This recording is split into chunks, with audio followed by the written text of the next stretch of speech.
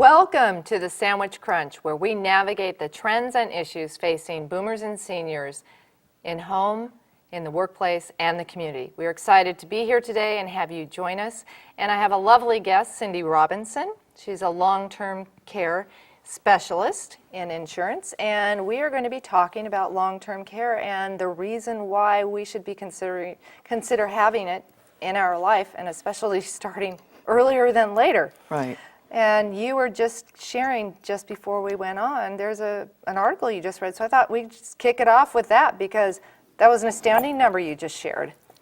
In the Sacramento paper this month, so just a week ago, and it was talking about long-term care, and it gave a lot of resourceful information at the very end, you know, if you want to get more information, but it was the latest. They said that they're estimating for California, the average, if you had to go to a nursing home facility, is $94,000 a year. A year? A year. That's average. That's astounding because right now, isn't it like 70% of those in nursing homes under Medicaid? There's the majority that are. You're either going to be self-insured, which means that you are you believe that you can financially afford this, and you are taking that risk that you don't need the insurance because this is specifically to protect you against that kind of high cost.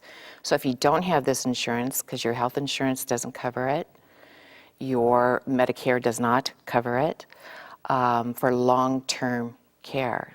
Well, why don't you explain exactly what long-term care is? Because a lot of people, they may have Medicare, they may be on Medicaid, or they may be in transition and getting ready to retire. They may not be 65 yet and are in a position where they're going to have to sign up for Medicare, or they're looking at the long term, where am I going to be? And they may be 50, they may be 40, they may be 60. Right. And so what would long-term care insurance do for them? The younger you are, the lower the premiums are. Yes, you're going to be paying for it longer, but if you take a look at this, average, they're saying that the people that sign up or look into the long-term care is 59, so just before you turn 60, which the price, obviously it's based on your age, but it really does go up after the age of 60. But again, then you're going to be self-insured and you're looking at that type of cost if you don't have this insurance.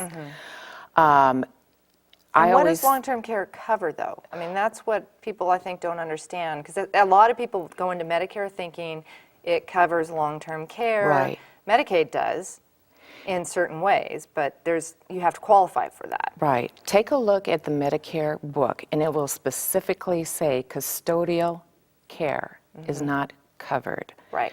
Skilled care, which means if you're coming from a hospital and you're not well enough to go home, they'll send you to a skilled care facility so that you're out of the hospital and you're in transition. That's a skilled care facility. Medicare will provide protection for you for a short-term period. Right. Anything that needs adult daycare, home health care, if you had to go into a nursing home facility, you or assisted living, you have to pay that cost out of your own pocket. So this is specifically having insurance that is to help you against that type of high cost. And people will ask me, well, when do I look into this? And like I just mentioned earlier, the younger you are, the lower the premiums. Yes, you're paying for it for a longer period of time, you can. But if you do take a look at this as you're getting ready as far as your retirement plan or your financial package or your portfolio, take a look at what do I have? What are my assets? Do I have enough then to be self-funding against the odds of going into a facility?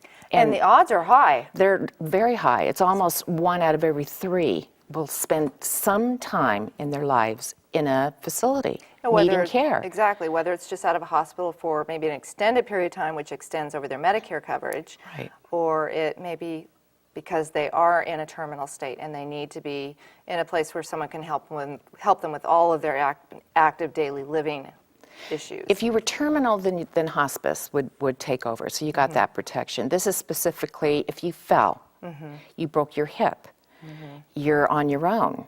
Maybe your family is out of state. You know, we're not the Waltons anymore. We don't, Right. you know, everyone's busy. We're called the sandwich generation. You know, you're taking care of your family, you're working, you're taking care of your parents now. There's stress. So it's like, this insurance gives you the independence that you're not burdening your family. You've got your choices available to you, and it's not coming out of your savings and your assets that you worked so hard to build up. And also for the children, it's their inheritance.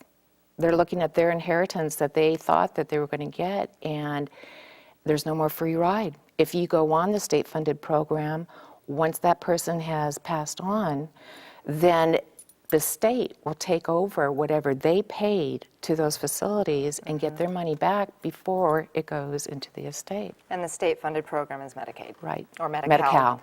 It depends on each Medi-Cal. state. Each state Right. has their own Right. Medi-Cal, Medicaid programs, so they have different. Right. And to get this information, I mean, you have to you're a licensed agent, and then you go through additional training to be qualified to discuss the long-term care. California and Florida are the two toughest states because we are protecting our seniors, as we should. Well, I think aren't California and Florida the largest senior populations in the states? And that's why we have the strictest laws, and we should be protecting them. So you have that additional training, that additional certification to be educated and talk to people regarding these concerns and what are their options. This has been around since the late 70s, early 80s, and I've been involved with it for a long time. The old plans, what you used to get was strictly nursing home. You couldn't have, everyone would say, I don't want to go into a nursing home. I want to stay home. I do not want to go anywhere but my home. My spouse will take care of me. And that's the desire. And that can happen, but then the person, the spouse that is taking care of that loved one, that wears them down. Who's going to take care of them and give them the relief? If you're talking about dead weight, and it's not necessarily that you're old when you need to have this care. Like I said, you could slip, fall, break a hip. You could have had an auto accident.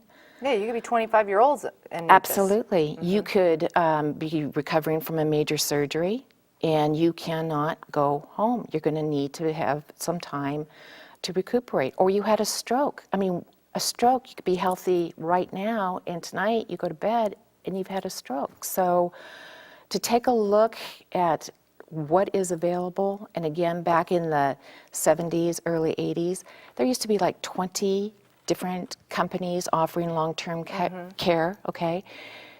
They didn't have any actuarials. They had no idea, you know, how, so they looked at life insurance for their actuarials. Well, we're living longer. Yeah, 30 years longer since the 1900s. So we're living longer, and we're just barely, some people are able to retire. They go back to work because they can't retire. So the plans now are different than how they used to be. It's like a pool of money. I always say, picture a big pool. And if you stay at home, it's like taking that bucket and just dipping into what you've decided by the advice of somebody talking to you, an agent talking to you, what is best for you. And then if you're at home, you're using up a little bit of that pool of money that is available to you. If you go to a nursing home facility, that's the largest amount of money that's going to come out of that pool of money. But now you have everything. You have adult daycare, you have home health care, you can be in a skilled care facility or a nursing home. So when people say, when do I take a look at this? Like I said, yesterday, because yesterday you already know you did okay and you didn't have a stroke. You know, you're still alive and you don't have any major health problems. It is your health that buys this insurance. It's your money that pays for the premium. I've had people that they would pay anything. They just got diagnosed that they have Alzheimer's. Just found out. And now they know what their reality is. And then they want to get this, and they can't qualify. Yeah, now that's a very key point, is that there are specific rules with long-term care insurance of where you're disqualified completely. I mean, if you have MS, if you have, is it diabetes, if you have, I mean, isn't there a list of about 20 different types of things that will, there's no way you will get long-term care insurance? It's some like diabetics, you can. It depends if you're using insulin, if you're, controlled by diet, exercise, a tablet form. But there are some definite flags that you will not be able to get this insurance if you currently have certain conditions. Well, like MS is one, multiple sclerosis is one. Right. I know I looked it up when I was checking this out, and I thought, wow, Right. it's kind of disappointing because when you look at these illnesses and many of the chronic illnesses that the boomers and seniors and many of the elders are experiencing, will be denied long-term care insurance because of some of these chronic illnesses. So it sounds to me this needs to be part of your financial planning and your Portfolio. estate planning, Right. so you can protect your Right. estate. Now, I have a question because I've spoken with several people, some that have long-term care insurance, and obviously you do, and then I've spoken with several others who don't. And so when is it that you determine, is it the right move for me to have long-term care insurance, or is it better for me to self-fund what I need to have in my later life? Like maybe put aside, say, an irrevocable annuity or something like that that can help them to pay for what they need for their long-term care. Good question. And I have people say, I will self-fund. And that's fine as long as you can commit to putting, if it's $94,000 right now here in California a year, that's going to be going up every year. Can you afford to put $100,000 aside? And that's the average.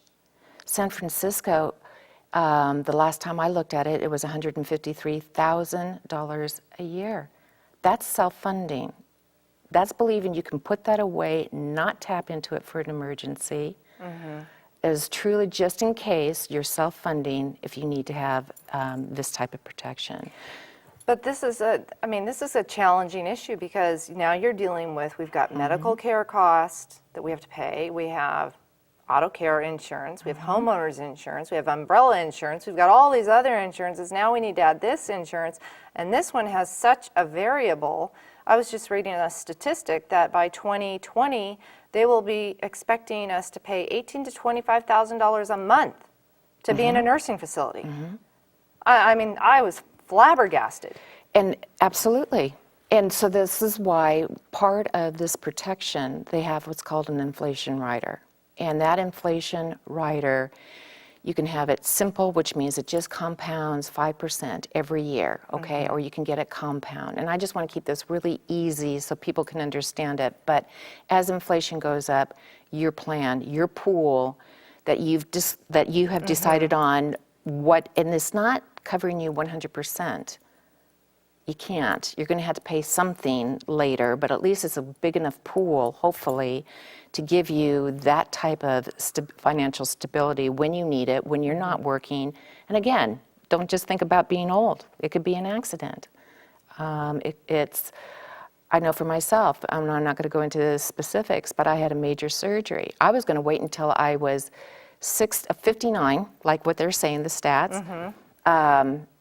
I don't have longevity on my side of the family. Both my parents are deceased. And my late husband, he was our first client back in the 80s. And I thought, no, I'll wait until I'm 59. I'm healthy, I'm a tomboy, I'm active. Well, I had a major accident on my boat, and after I've gone through a year, so I was 49, then I went ahead and I took a look at getting this insurance when I was 50. And I'm really glad, because then when I had this major surgery at 52, I'm now one of those stats. I'm non-qualified. There's not one company that would touch me. So I have the protection for myself. I'm glad I didn't wait 10 more years, 9 more years to get this. But yeah, so here I am, still active, still busy, but I'm flagged. I'm one of those that cannot, doesn't matter how much money I have, I couldn't get it. Had you not signed up for it, you wouldn't be able to have it. Right. Wow. So what does somebody do when they're looking into a long-term care insurance company? I mean, what should they look for? Because obviously there's all kinds of insurance companies out there, and I'm very familiar with the medical side of it. and understand that, you've got Blue Cross, you have, Blue Shield, you have all these, and now you have the other care systems that are coming into play. And I want to know is, how does someone make an appropriate decision for the right insurance company for them? Because I'm sure they all have different rates. They have different policy selections, I would imagine. So how do they make that decision? Like I said earlier, before there was about 20 companies, and then they found out, really what the reality is, we're living longer and what the cost is. And so they transferred their book of business to another company. So it's gone from that wide range, 20, down to about 5 companies now. That's it? Wow. Wow. That's astonishing. It's a handful. It's a handful of companies. And so really what is available today, there are strong standing companies. Their underwriting guidelines, it's like I have a couple of companies that if I can't get a client covered under one company, then if the underwriting might take them under this other company, but the premiums are going to be higher because they're taking people that are higher risk, unless you're tagged like I am, and nobody's going to take a look at me. So, but it's not just saying if you're diabetic, you cannot get this type of insurance. Some are absolutely will not, and others will keep an open, take a look at an application, take a look at the medical records, and then accept you. Now, once they accept you, they cannot then decline you later, okay? Well, now that's a good thing to know, because as you're getting older, and you don't want them to all of a sudden say, well, too bad, you Right. can't get it because you just got that disease and we're not Right. going to cover you anymore. right. That I would mean, be I have a horrible. perfect example where in Colorado I had a couple, very active, skiing, tennis, and everything else, and it took almost a year to finally set up the appointment to be with them. Sat down with them, put the application in, and sure enough, they got their coverage. And I called the wife with the good news that, and it takes almost 2 months to get, because they go through the underwriting, they might do a phone interview, they might, depending on your age, and some companies, they want a face-to-face interview. Do they do a medical, like in a life insurance, do they do a medical preview? They type do. of thing? They take a Okay. look, okay? And so when I called the wife to tell her that I have both of their policies, she went, "You're not going to believe this." She said, "My husband was on the tennis court, had a massive stroke, went from the tennis court to the hospital. The stroke is so bad he now cannot come home, and he has to go into a nursing home facility." Oh my gosh. And the good news was they had the protection. I had their policies. They signed what's called a conditional receipt, and that just means that if you are accepted by the company from that day past, then you have the protection if they choose to accept you as a client. So when they're going through the underwriting, if anything happens to you and they did accept you, you've got that protection, and that's exactly what happened with this couple. Oh, were they lucky? Oh, were they? And so as soon as he got out of the hospital, then you have what's called an elimination period. It's like Right. a deductible. Right, Like and that's through Medicare, right? but for your health insurance, you might have deductibles or anything. But so this is called an elimination period, and that's all it is a deductible. And so you decide how many days are you going to pay out of pocket before the policy starts. And so once he got out of that hospital, he met his elimination period, he had the protection, and back then it used to be what's called lifetime. He had an ongoing protection from the time and they don't offer that anymore because now they're taking a look at realistically How long we're living. how long we're living and what is that going to cost. But he had the lifetime plan. So if anybody out there has a plan and it is for lifetime, it's golden. Do not let that lapse. Keep it.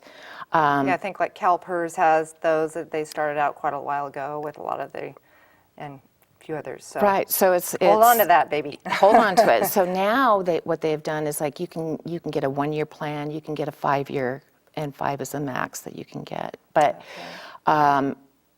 again, so it's just to have that protection. So that particular client, so when do you get this? Yesterday. Take a look at this. This is so important. It's interesting because I think a lot of people don't understand the ramifications of us growing older. and the statistics that are out there. I mean, one of the statistics I recently read is that by the time we are 85, 50% of us will be diagnosed with either dementia or Alzheimer's. I think, well, I don't want to be here. Just throw me out of a plane. I'm sorry, but just you're looking at very staggering numbers and staggering issues. I mean, when you're talking Alzheimer's, you're talking a horrific way to end a life. Right. And Right. and when you're in stage 2 or 3 of Alzheimer's, you have to be in a nursing facility because most of the time, unless you have the family ability to take care of a loved one, Right. it's almost impossible, and especially with all the dynamics that go along with Alzheimer's, because not every Alzheimer patient is the same. They're all individual. Right. But they all have very serious issues that go with it. And Alzheimer's is not going to kill you. You just don't No. remember. Right. and Okay, that's you go what's- back to child. That stinks. Oh, yuck. So it's a very important issue. And like I said earlier, 1 out of every 3 will spend some time in their lives needing care. And it's important pretty that you high. mentioned that Medicare does not cover this. Now, and a clarification for custodial care is like me taking care of my mom. That's custodial care. Or having someone come into your home that is not a skilled nurse, not a skilled doctor, it's not prescribed by the doctor. That's custodial care. Whereas you're talking skilled nursing is covered by Medicare for a limited period of time, not for what you're talking about for long-term care. But if you reach that number where you need that long-term care, then that's where you step in. Is that right? Well, I mean, you've got so many days that you've got to be under Medicare coverage, and say someone has reached their lifetime coverage of Medicare days, which a lot of people don't know what that is, but Right. I think it's 160 days, I think, your total lifetime coverage that they will cover. Up to. Those to. words. Up to. Nothing after that. Right. And so then after that, you're either on your own, or you sure as heck hope you got a great family that can be there for you. And when you're talking dead weight, I mean, you talked about with your mom, okay? My mom also. I helped assist taking care of her, and still working, married. And when you're talking dead weight, I'm tall. You know, I'm 5'10". She was 5'5", 5'4", petite. But when you're talking dead weight, you know, that is a whole, and toileting, bathing, and a lot of people, that's why this insurance is so important. It gives you that independence. You're choosing not to have your son, your daughter-in-law bathing you, toileting you, you know. And again, it could be an accident. It does not necessarily have to be elderly, you know. So, and the amount of time that it takes to truly take care of somebody that needs 24/7, and who's going to give you the relief? That's a huge factor for caregivers. I mean, I think there's a statistic that shows that caregivers actually die before the patient does. Oftentimes, there's a very large, I can't remember the exact number, but it's a very large statistic because as caregivers, we want to keep giving, and we're You wear afraid to yourself leave. down? And we wear ourselves down and don't give ourselves self-care, and we give everyone else care, and especially women are the primary caregivers. And that's the other thing. It's like most of the time, it's the husband, and I don't know what the stat is, but it's the husband that needs to have assistance first, and the wife is there to take care of them and hopefully have family members to assist. But then she's petite, and she is wearing herself down, and when the husband, if he finally does go into a nursing home facility, because she is so worn down, then she could slip, fall, break a hip, and then she's in the facility as well. And that's, again, that's a high stat, but I don't know what the number is offhand. So it is a very important, it's something to this type of insurance. And when you mentioned it earlier, yes, we have our health insurance. You know, we have our homeowners insurance. You know, I think the stat is 1 out of every 1,200 homes have a major fire in their home, and yet we all have homeowners insurance. We have to, by law. Car accident, by law, we have to have our car auto insurance, and the stat, I believe it's 1 out of every 250, that have a major car accident, okay? But we have to have our auto insurance. Wouldn't live without it. It gives us the peace of mind. Same thing with our home. We have the peace of mind. If we have a fire, we have our homeowner's insurance, and yet 1 out of every 2.5, almost 3, will need some form of care in their life. Mm-hmm. And you're looking at that stat. Those are staggering. And that's here. It depends on what state you live in, but that's here in California. So this is a it's a volatile issue, I would imagine, with a lot of people because of the financial commitment that has to be made. Right.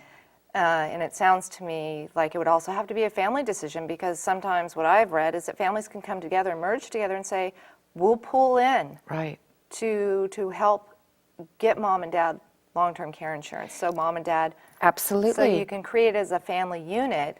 Everybody's pulling in. Now I do have a quick question. Can, say, Joe's married to Mary and Mary passes away and Joe lives, and can that insurance be transferred over to her? Him? To him. Yes, to the spouse. Depends on the company, but that is available. That You is pay okay. that is what's called a rider. So that's an add-on to your plan, but that is Okay. available. The nice thing is with plans now, it's not only covering you wherever you are in the United States, okay? There's also worldwide, because we're traveling, we're living in other countries. We may not come back. We might be spending 6 months in another country and then come back here. And if something happens to you wherever in the world, you've got this protection. That's a very valid point, because Medicare does not cover you anywhere outside of the U.S. And people don't realize that. Medi-Cal does not cover you outside of the U.S. So for your insurance for long-term care, as you're talking about, that's a very valuable resource, especially when you are looking at that. And when you were mentioning about the children, that is one thing that the children, if they don't have the time to help out with their parents, as a team, as a family, they've decided to look into this. It's part of the discussion. And again, prior to you ever needing it, because it is your health that buys it, and also it's your age, because there's an age limit, again, depending on what kind of company, but that they will then protect their inheritance. So yes, if the average premium is about $2,300 a year. Well, on average. that note, I have to say there is a lot that we can talk about, and we have flown through this conversation. I can't even believe it, and there's so much to learn. So I want to share with our audience to take your time and discuss with your financial planner or your insurance broker about looking into long-term care insurance, and discuss and find out if it is the right match for you and your family, both on an economic level and for you as an individual. Once again, thank you for joining us on Sandwich Crunch as we navigate the trends and issues helping seniors and boomers at home, in the workplace, and the community. Have a great day.